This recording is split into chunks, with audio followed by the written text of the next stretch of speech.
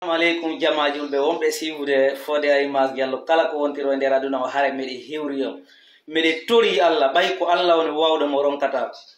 yo Allah okku ala giselu lamo dandamo sago be aybe wonbe nini jindude e nder lagine e nder aduna on kadi fu mede tori Allah baytun ko Allah okata ide ngandi ngana baytun ko Allah dandata ko Allah wawi na goddo wawi ala giselu be lamoto sen jodike en ayni ko ngon fejude en wolale en dénonçale en battaki opposition okure opposition dole e jonude be jawle meden den sen perdi ala giselu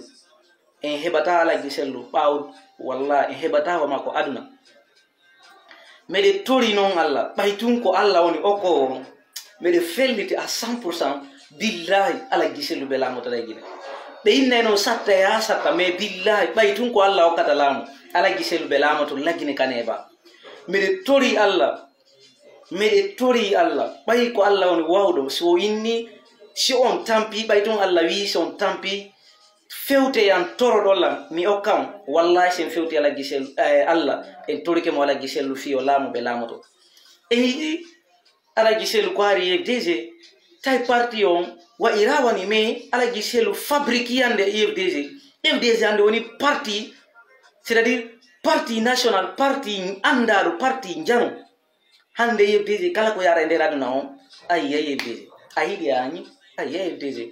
o yali Mamadi Doumbouya mo fala na tuda FDG nini fiyon parce que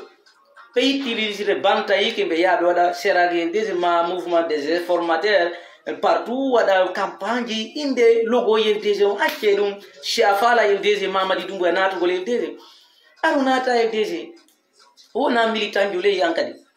mais rado ta ko gin FDG ko fi fop on yigole idin fop no ton parce que wofe go mono yalto to na FDG wana parti FIFO ko parti fulbe non c'est faux FDG ko parti fop fi fop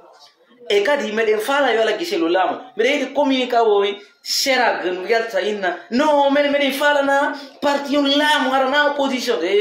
wade hakille e modon ko beppe won ko remo kala giselu woni président parti on ko menen si don fala e wade congrès faire menen congrès amen ko 6 juillet mede tori Allah yo Allah ko la giselu lamo wallahi mede felliti le kadala giselu be lamo to lagi neba kadi boy o hikka be neba fi ko be lamoto wallahi mede felita la giselu lamoto yo Allah ko la giselu lam o yibe nguma be ye lagine ton piji din sanzi fala no be yawde darti hola no be yawbe be ni sani ko be yanto parce que ko be yani ko be yiga be hewto yali ton be yiga be hewto yali ko be yata ton yo Allah ko la giselu lam o ka be dube cellal yo Allah ko la giselu lam o ka be dube cellal ala giselu no kurani lan ko woni o ala giselu no buran programme biani fop mo subini la mi ora ala giselu minne mo tiala parce que ala giselu ko be fala na lagine ko mojjere na do dum na be wawno akiri parce que ala ko be hebali be woni premier ministre be woni ministre des transports be woni ministre be golli ka gouvernement Conté donc be hebi ko be bata ko be hebi teddungal e nder aduna on kadi ko be vice président libraire international donc yo jama accu be gollude kala ko aduna wolete fi mudo ala giselu tawete don noy be andi comment yewtinira den gonga wakilo den anden kon fejude hor lendi donc yo Allah ko la giselu lam o kabe dube e kella danda be sago nafigi be danda be sago aybe be fala be do créer ngo la giselu plainte na ba France rien na bon onon be propose na be 35 000 euros wado parce que on heba ta prévenir mudum parce que France ko justice golle se na dum man ton justice ma be justice la ginaw wona goto on fami yo Allah ko la giselu la mene ko dum yele min la ba wala giselu ha mi maya mede bawo ala giselu ha mi maya wata goto ha lo programme mede bawo FDG mede bawo ala giselu si Allah wala no jabi mi wata ka di bawo ala giselu jusqu'à la victoire finale la victoire est avec nous déjà la fin est proche déjà on y ay ben maya kala attaque do ala giselu o jippo to tunile orenta blogger be wonduno be ala giselu yawi tawi CNRD hande be jippile fi mabbe akitano ma wolede jama wala ndarde be yo Allah ko la giselu lamu tellement quand je parle de cet homme là ala giselu dalengal ko